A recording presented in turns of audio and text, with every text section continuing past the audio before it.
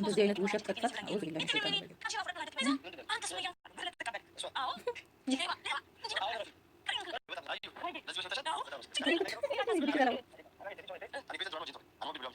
ረጅም ወርቀት ወለ ጉድ እንግዲህ በባሏ እየወጣ ነው። አሰላሙ አለይኩም ወራህመቱላሂ ወበረካቱ። እንደውም የሌላ እምነት ተከታይ ሰላም፣ እንዴት ናችሁ? ወዳችሁ ማከብራችሁ ስለምታበረታቱን ጀዛከላህ ኸይር ጀዛ። አዩና ሰይድ እንግዲህ ቀጥለውበታል። በአሁን ሰዓት ወላሂ ምን አይነት አክርት ዘመን ላይ ነው የደረስነው።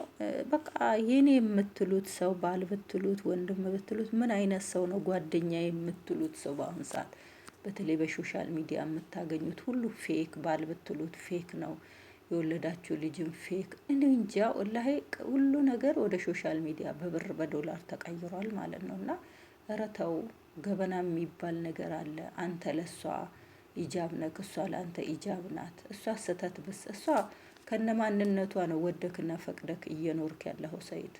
ሱመያ እንደዚህ፣ አዩ እንደዚህ ናት፣ አዩ እንደዚህ ናት። መጀመሪያ እሷ ስታይሏ ነው ባህሪዋ ነው ያደገችበት ነው፣ መቀየር አትችልም። ዛሬ ይሄን ባህሪ አንተ ጋዛ የመጣች መስሎህ ነው። ተሳስተሃል። አይደለም አውሬ ልጅቷ ሲጀመር ራሱ ጭራቅ ናት። ጭራቅ እኛ ሀገር አይጥ ከጣራ ላይ ስትወርድ ድመት እንዴት ነው የምትሆነው? ልክ እንደዛ ናት አዩ ማለት ነው። እንደ ድመት ነው ሰውን የምትነካክሰ ያገኘችውን ሰው ሁሉ ማለት ነው። ወይ አንተን እኔ የሚገርመኝ ወይንም የፈራሁት አንተ እንደዚህ የምትሆንላት ወይንም ካሜራ ደቅና እንደዚህ አንተንም መታሃለች ይሁን እንደዚህ የምትፈራት እንደዚህ የምትሆንላት እውነት አንተንም እንደዚህ እንደነሱ በጥፊ አቃጥላሃለች መሰለኝ። ይሄ እኮ ኖርማል ነው፣ ምንም አያስፈራም ሰይድ። አንተ ሲጀመር ሙሉ ለሙሉ ከነማንነቷ ወደሃት ፈቅደሃት አብረሃት እየኖርክ ከሚባለው በላይ ነው የምትወዳት አዩ ማለት ነው። እና አታስመሰል። እውነት ትክክለኛ ሱመያን የምትወድ ከሆነ አሳየህን እኮ የዛኔ መጥታ ኢትዮጵያ ስገባ ራሱ በ24 ሰዓት ውስጥ ነበር መከተል ያለበት። የዛኔ ምንድነው ያረከው? እሷ መጣ ልጆቿን ስንትና ስንት ቆይታ ክርስትና ላስነሳ ነው ስትል እኮ ነው ተነስተ ወደ ጎንደር ይሄርከው። እውነት ሱመያን ከልብ የምትወዳት ቢሆን ኢትዮጵያ ገብታ ያን ሁሉ ጊዜ ቤተሰቦች ምን ብዙ ነው የቆየችው። ግን አንተ ከዚህ አዩ ጋራ ላይፍክን እየቀጠቅ ከዛ በኋላ ልጆችን ክርስትና አስነሳለሁ ስትልህ ነው በረክ ይሄርከው ማለት ነውና እውነቴን ነው የምላችሁ። እንደ ማንኛችሁም ከኔም ጭምር ማለት ነው ለሶሻል ሚዲያ ብለን ማንነታችን አንቀይር። እውነት በልባችን እውነት ፈጣሪን የምንፈራ ከሆነ ሙስሊሞችም አላህን የምንፈራ ከሆነ ክርስቲያኖችም ፈሪሃ እግዚአብሔር ልባችሁ ላይ ካለ በእውነት ነው የምላችሁ ለሶሻል ሚዲያ ብላችሁ ያንን ንጹህ ልባችሁን አትቀይሩት።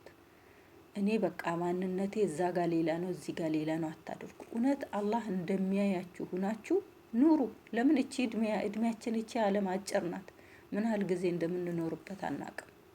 ዛሬ ተሸክመን የምንዞረው ስልክ፣ ዩቲዩባችን፣ ቲክቶካችን፣ ሶሻል ሚዲያችን እናሳድገው ይሆናል። ዛሬ እንደምንም ብለን ዋጋ ከፍለን እውነቱንም ውሸቱንም እያወራን እናሳድገው ይሆናል። እውነቱን ነው የምናችሁ። ይሄንን እኔ በነ ሰይድ ላይ ቪዲዮ ስሰራ ወላሂ ነው የምላችሁ በጣም እያፈርኩኝ ነው የምሰራው ማለት ነው። ርዕስ አውጣ ራሱ እኔ ከምላችሁ በላይ እያፈርኩኝ እየተሳቀቅኩኝ ነው በሰው ላይ ቪዲዮ የምሰራው ማለት ነው። አመናችሁም አላመናችሁም ማለት ነው።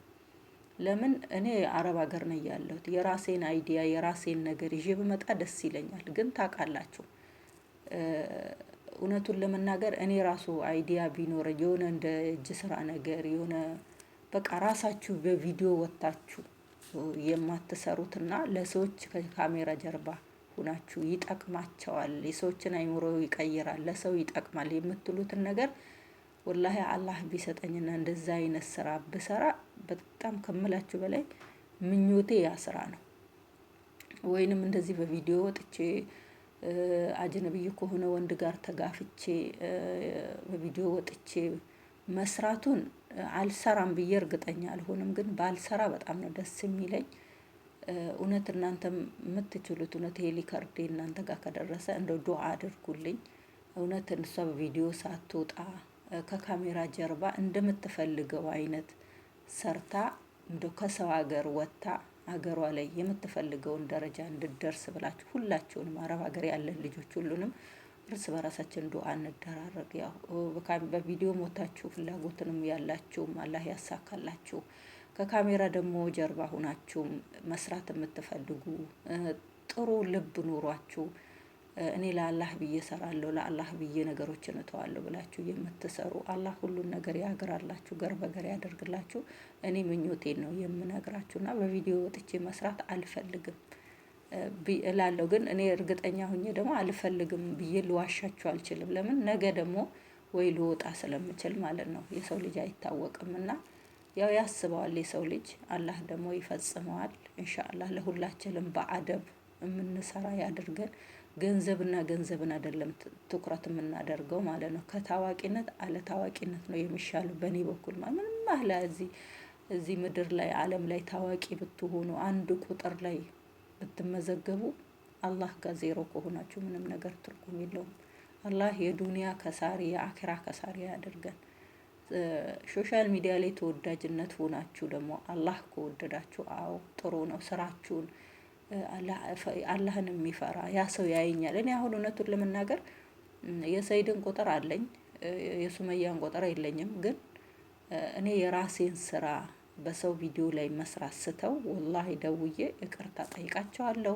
በእናንተ ላይ ቪዲዮ ሰርቻለሁ ያው ብዬ ይቅርታ ጠይቃቸዋለሁ ብዬ ነው ለራሴ ቃል ገብቼ እያንዳንዱን የምሰራውን ቪዲዮ በራሴ ላይ ቃል ገብቼ ነው የምሰራው ማለት ነው። አላህ ደግሞ እርግጠኛም የሆነበትን ቪዲዮ የምንሰራ ያደርገንና ወላሂ በጣም ነው እኔ በበኩሌ የምፈራው ማለት ነው። በሰው ላይ ቪዲዮ ስሰራና ርዕስ ሳወጣ እንደዚህ በቃ ሱመያ እንደዚህ አዩ እንደዚህ ብዬ ቪዲዮ ልሰራ ሳዘጋጅ እኔ እንጃ በቃ ምን እንደምላችሁ አላውቅም። መቼም ታውቃላችሁ፣ የምታውቁት ታውቃላችሁ። በሰው ላይ ቪዲዮ መስራት እውነት ምን ያህል ልብ እንደሚሰብር ምን ያህል እንደሚከብድ በጣም ነው የሚደብረው ማለት ነው።